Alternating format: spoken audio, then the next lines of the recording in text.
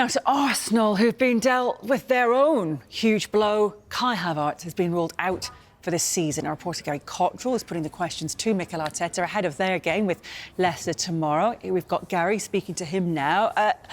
We've got to start with Havertz, of course. I mean, it is a huge blow to Arteta, isn't it? Yes, it is a huge blow. Arsenal, with Ben White, by the way, on his way back. He's back in the squad for that game at Leicester. So 5 injuries now. Tomiyasu, who defended, the other 4 all attackers. So that's put the spotlight on, of course, the fact that Kai Havertz, the latest of those to be injured. Mikel Arteta said everything was going absolutely fine in that warm weather camp at the Dubai break. Kai Havertz was simply trying to defend a set piece. He stretched to get the ball, and of course he tore his hamstring. It means he's out for the rest of this season. He's out as well potentially for the start, or certainly the preparations for next season. But Mikel Arteta is stoic. He says he loves the challenge of trying to cope with that latest absence.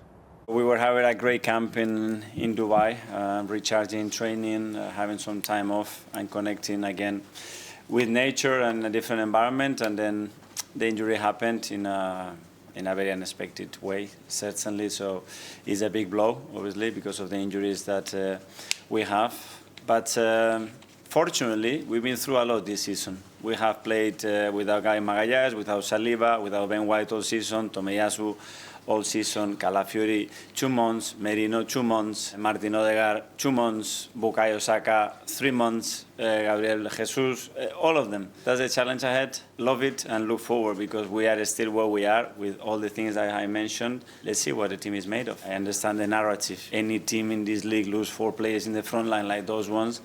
And I know what the answer is going to be. I don't want to even mention that, because we've been through a lot and we have sustained the level of performances and results till this point. So we are more than capable of doing it, and that's the only thing that we're going to be looking at. And Gary, I mean, unfortunately, reports emerged this week. Bukayo Saka has had a setback in his recovery as well. I mean, goodness me, what's the latest there? Well, that's not the case, we're told, by the club, and was confirmed by Mikel Arteta. Bukayo Saka, of course, had hamstring surgery in December. He's been out for a couple of months almost. He was always due back in March, was the way the club had put it. End of March, beginning of April still seems to be the target. When I said to Mikel Arteta, you know, has there been a setback, he said that there hadn't.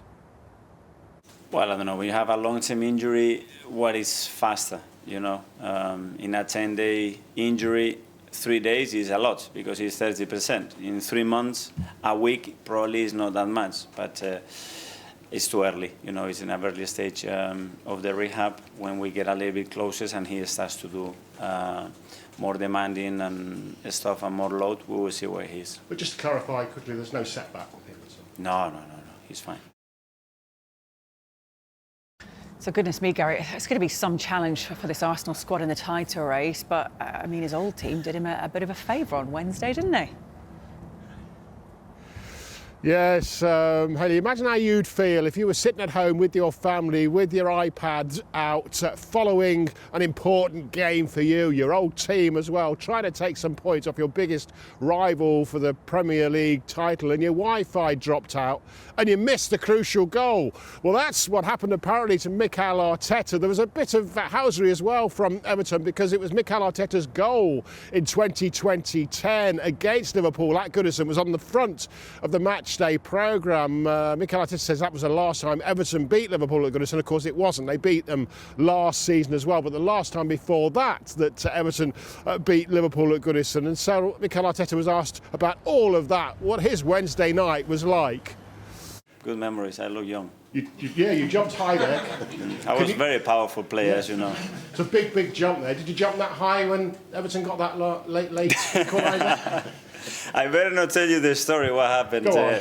No. It was a funny one, because I lost connection in that moment. I was watching the iPad and I lost the connection. We didn't know exactly what was going on. That's the beauty of football, you know, that uncertainty and the fact that for everybody, and it's not the first time, for everybody it's really difficult to win matches in this league. That's why always the hope and the ambition is there, because to do it consistently for 10 months is a very, very, very long league. When I saw that goal, I've looked at it back, took it down beautifully, 20 yards out, no chance for Pepe Reina, I think it was, to stop it.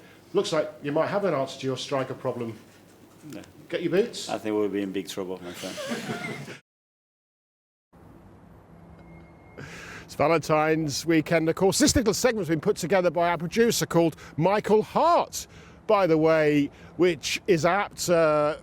Everton obviously did that favour. Arsenal could go to within 4 points of Liverpool for at least 24 hours if they beat Leicester on this Valentine's weekend, the first game to get the Premier League back in action. A little Valentine's poem for you as well, Hayley, and happy Valentine's Day to you, by the way. Arsenal are red, Leicester are blue.